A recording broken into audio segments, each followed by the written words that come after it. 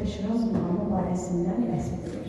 Burada sözügedən muğamın tarixi, mənşəyi, bir dəstək kimi formalaşmış və müasir dövrdə Bayatı-Şiraz adı altında dəstək olaraq təbliğ edilib araşdırılmışdır. Eyni zamanda Bayatı-İsfahan, Bayatı-Şiraz muğamları qarşılıqlı şəkildə müqayisə edilmişdir. Elmi monografiya geniş oxucu kütləsi üçün nəzərdə tutulmuşdur.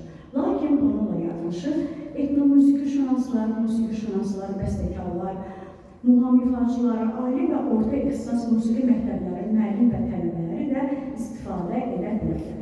Bayatı-Şiraz kitabı 4 fəsil 176 səhifədən ibarətdir. Kitabda Üzeyir Hacıbəylinin əl yazmalarından ibarət rəsmlər də yer almışdır.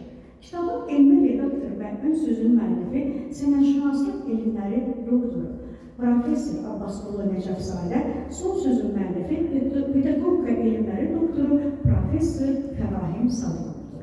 Rəhçilər, sənətşünaslıq üzrə fəlsəfə doktoru, əməkdar incəsənət xadimi Professor Akif Quliyev, xalq artisti Professor Vamid Məmmədəliyev və xalq artisti Professor Ağasəliyev Abdullayevdir.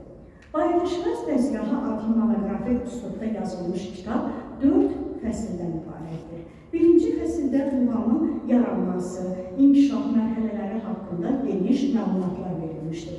İkinci fəsildə müəllif tərəfindən Bayatı-İsfahan, Bayatı-Şiraz muğamları əsasında həm cədvəl şəklində, həm də Bayatı-Şiraz dəzgahı 145 nümunəsi şəklində çox dəyərli müqayisələrlə, təhlillərlə verilmişdir. Bu müqayisələrin hər birinin musiqişünaslıq tariximizin zənginləşdirən amillərdən biri kimi dəyərləndirmək olar. Üçüncü fəsildə müxtəlif ustad, muğam ifaçıları Bayatı-Şiraz haqqında fikirlərini tədqiqata cəlb etmişdir. Bu fəsildə ustad ifaçılarımızın Bayatı-Şiraz muğamının fərqli şəkildə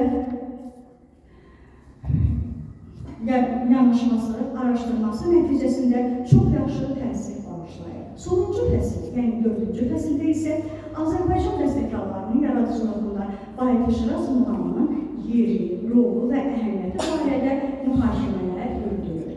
Təsadüfi deyil ki, 7 noyabr 2003-cü il tarixində Azərbaycan muğamları UNESCO tərəfindən bəşəriyyətin qeyri-maddi irsinin şah əsəri elan olunmuşdur və 2008-ci ildə nəhayət Azərbaycan muğamları UNESCO tərəfindən qəbul edilərək bəşəriyyətin qeyri-maddi irsi inciləri siyahısına daxil olunur. Bu tarixi hadisə muğamlarımızın dünya mədəniyyətindəki tutduğu mövqeyinin əyani sübutudur.